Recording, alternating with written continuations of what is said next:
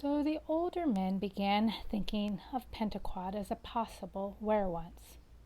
But when word next reached the tribe that Susquehannocks were moving south, even though Pentecost assured the villagers that he knew certain tricks which might fend them off, provided he could find 9 brave men who would not run away, the old were-once brusquely countermanded his proposal.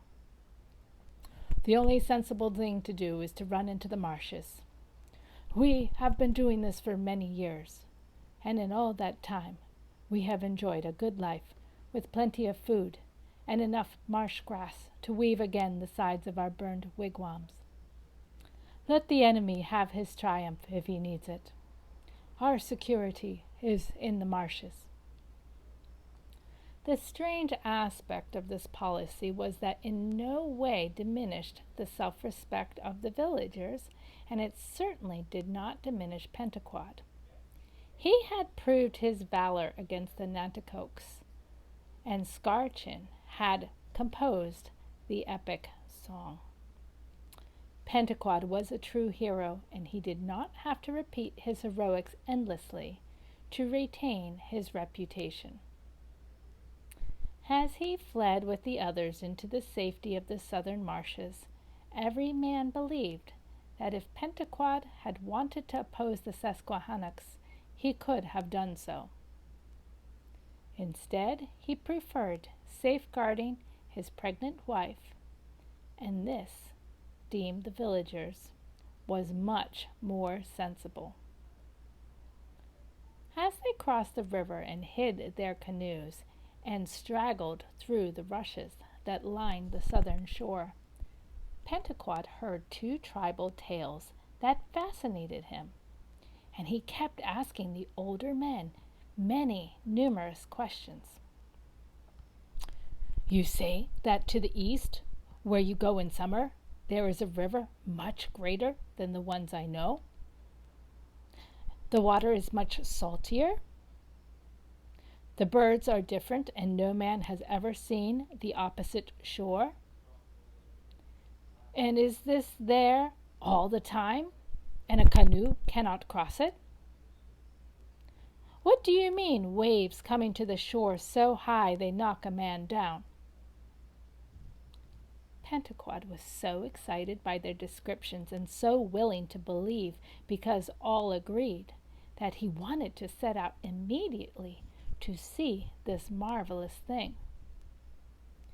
But the were-once said, We will all be going in the summer to escape the mosquitoes.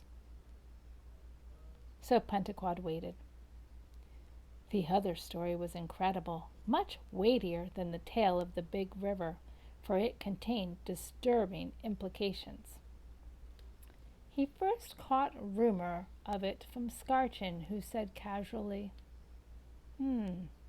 Maybe when the great canoe returns, it will chastise the Susquehannocks.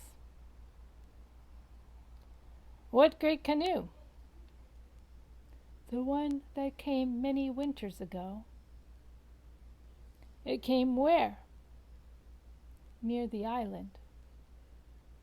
How big was it? I didn't see it, but Orapac did, and so did Ponask. He had gone immediately to Ponask, a very old man, to ask directly, Did you see the great canoe? I did, the old man said, as they huddled in the marshes. How big was it? 20 canoes, 40 piled one on the other.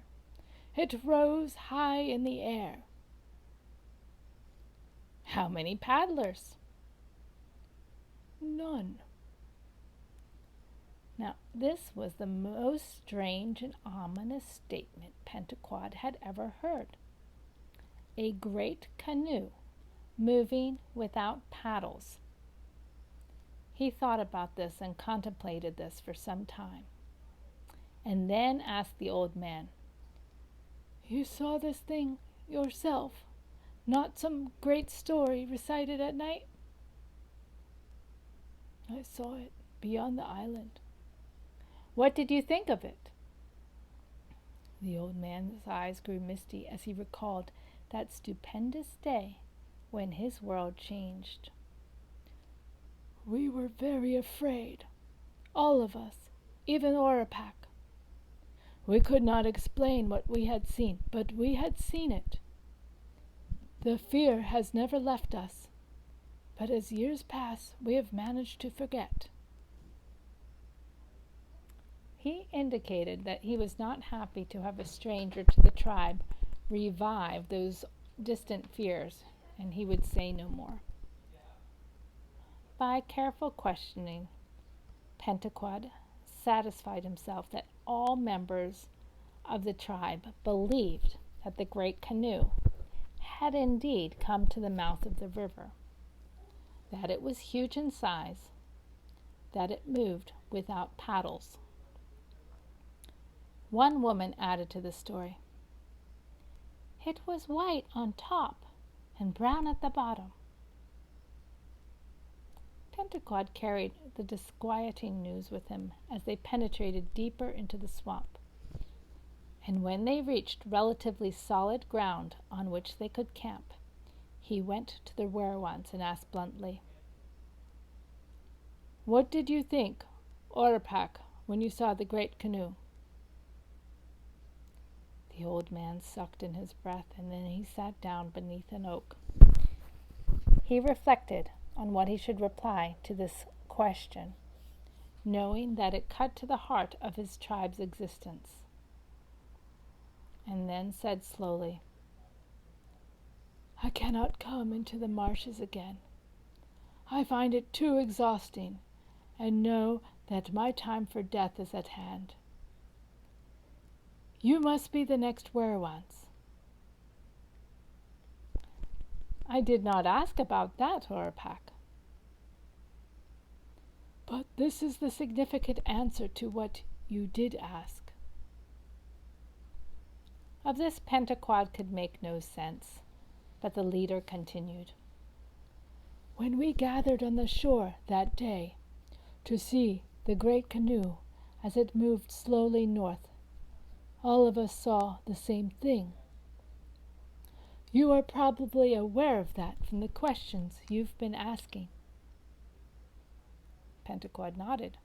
He was convinced that this tribal memory was no mere chant composed by some imaginative ancestor like Scarchin. Satisfied on this point, the old man went on. "When the others had seen the canoe and assured themselves that it was real, they returned home.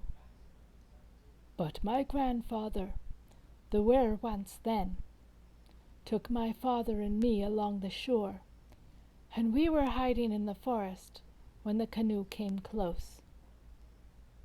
And we saw that it contained men much like us and yet much different." "How?" "Their skins were white. Their bodies were of some different substance, for the sun glistened when it struck." Now, that was all the old man knew, and since none of the others had told him of these startling facts, he realized that this was privileged knowledge, to be possessed only by the succession of werewolves. In sharing this sacred knowledge of the glistening bodies, Orapac was passing along to Pentaquad the burden of leadership. He did not need to warn that no mention must be made of that great canoe, what that great canoe actually contained, for it was clear that one day it must return, bringing the enigma and mystery of men with white skin and bodies that reflected the sunlight. "They will come back, won't they?" Pentaquad asked. "They will." "When?" "Every day of my life I have risen from my bed with one question. Is this the day they will return?" Now that burden is yours. You will never place your head upon the sleeping reeds without wondering, will they come tomorrow? They buried the canny old were-once, a craven who had lost his village a score of times, but never a man in battle, deep into the swamps, away from the river he had loved. From his tired, worn body, they removed the copper disc, symbolic of leadership, and gave it to Pentecost. But he refused, for such discs of authority were not part of the Susquehannock ritual. Instead, he planted 3 tall turkey feathers in his hair, so that he towered even more conspicuously over his little charges. And Scarchin recited his epic of how the new were-once had once defeated the Nanticokes single-handed. And so this tribe became the next in that strange procession of nations who chose as their leader someone who is not even a member of their tribe. The first test of Pentecost's leadership came when the Nanticokes marched north on their traditional raid. The women assumed that the tribe would flee north in the accustomed manner.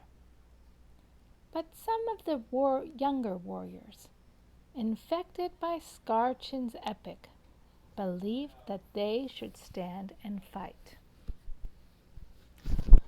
With Pentecost to plan the battle, they argued, we could repel the invaders and end our annual shame.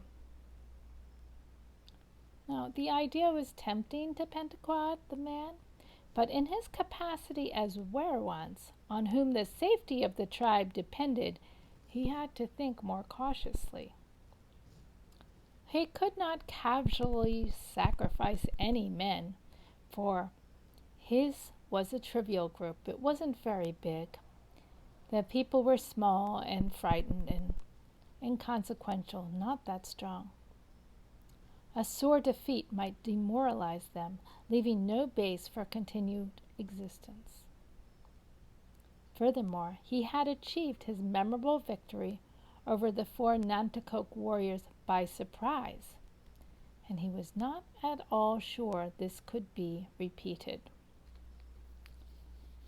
He told the young warriors, let us scout the Nanticokes to see how they approach this time.